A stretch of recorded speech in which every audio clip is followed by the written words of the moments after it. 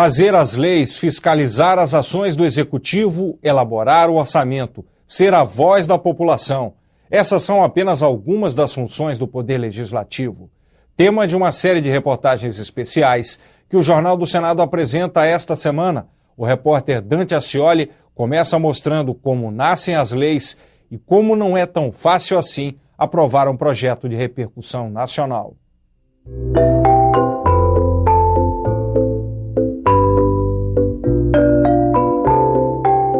Daphne tem 2 meses de vida. Ela fez o teste da orelhinha, um exame que descobre problemas auditivos nos recém-nascidos. Tá tudo bem com a audição do bebê.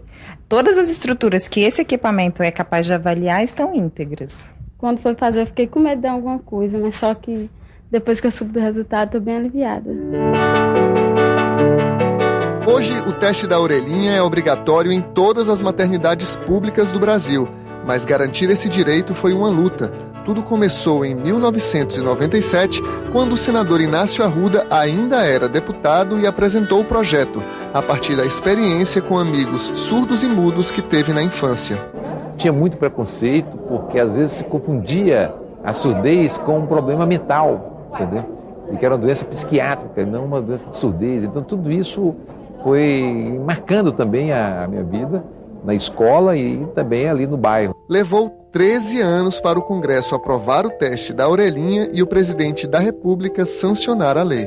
Por que esse teste é importante? Porque por meio da detecção precoce de uma deficiência auditiva, é possível fazer um trabalho de reabilitação para que o bebê consiga desenvolver tanto a audição quanto a linguagem bem próximo ao desenvolvimento de uma criança comum, uma criança que não tem alteração na audição. As dificuldades são grandes para aprovar a lei. Você tem que ter um trabalho de articulação imenso, de diálogo muito grande dentro das comissões, com a presidência das 2 casas, para que a matéria possa tramitar com um pouquinho mais de velocidade, porque o volume de leis e proposições apresentadas são tão grandes que para você conseguir passar no meio dessa quantidade gigantesca de iniciativas que são adotadas pelos deputados e pelos senadores, não é coisa simples, não é coisa fácil.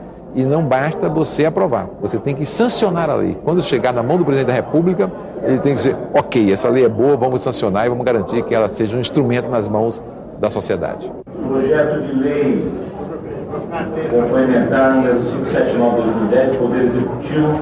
Fazer as leis é a principal função do Poder Legislativo, trabalho que começa com a apresentação de um projeto.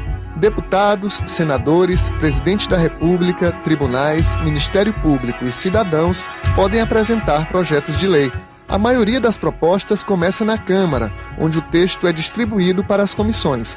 São grupos temáticos de parlamentares que debatem assuntos específicos como segurança, saúde e educação. Caso seja aprovada em cada uma das comissões, a matéria segue para o plenário. Se passar pelo crivo dos deputados, vai então para o Senado. E aí começa tudo outra vez, análise nas comissões e no plenário da chamada Casa Revisora. Mas se os senadores mudarem o texto original, a matéria retorna à Câmara, que dá a palavra final do Poder Legislativo. Com a aprovação, a proposta vai para a sanção do presidente da República. Foi esse o caminho do teste da orelhinha. O que torna mais complexa a tramitação é que mesmo um projeto de lei ordinária não se esgota em apenas uma das casas.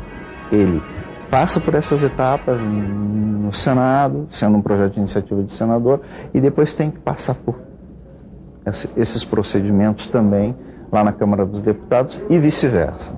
Isso porque o Poder Legislativo brasileiro é bicameral.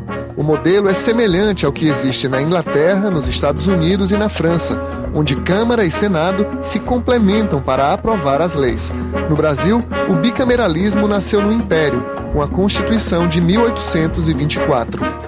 Os legisladores estavam olhando muito a experiência do Parlamento Britânico e vendo como esse sistema funcionava, e também seduzidos pela possibilidade de cercear o poder autônomo do imperador.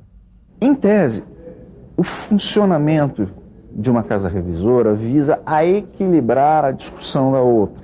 Quer dizer, se temas mais polêmicos conseguem, por exemplo, a adesão do Senado Federal, pode ser que não tenham essa adesão mais plural que a Câmara representa.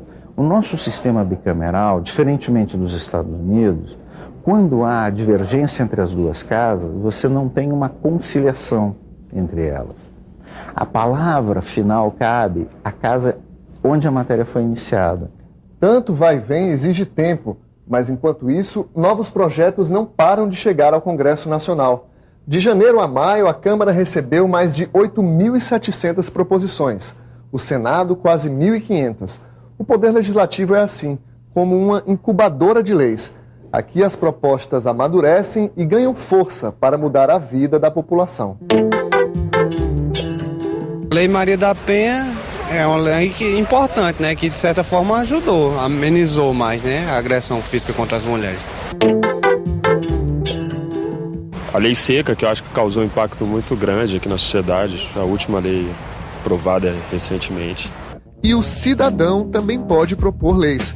As comissões de legislação participativa da Câmara e do Senado recebem sugestões da sociedade. Outra alternativa são os projetos de iniciativa popular.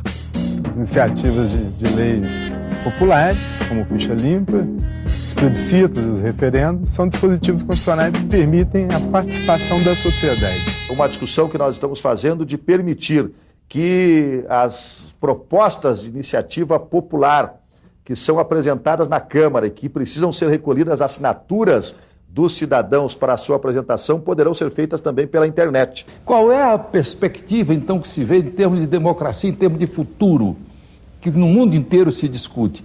É que nós estamos marchando para a democracia direta, quer dizer, aquela que o cidadão vota, ele não mais em representantes, mas ele mesmo é o representante de si mesmo. Ele vota, então, nas decisões que vão ter que tomar.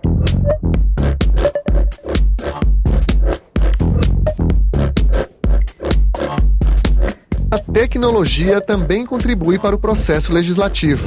Mensagens eletrônicas servem de inspiração para deputados e senadores apresentarem projetos de lei. Nós estimulamos essa possibilidade de crítica e autocrítica, né? Essa necessidade de estar, inclusive, encontrando na opinião pública a caixa de ressonância para que a gente acerte mais e corrija, inclusive, erros que a gente possa ter no percurso. Um vínculo que nós temos que manter durante o exercício do mandato, e o Twitter tem esse condão. São mensagens curtas, rápidas e que possibilitam uma troca constante com os cidadãos. A interação com os tuiteiros é interessante, isso se amplia a cada momento. E o Twitter repercute na mídia independente do meu estado e do país.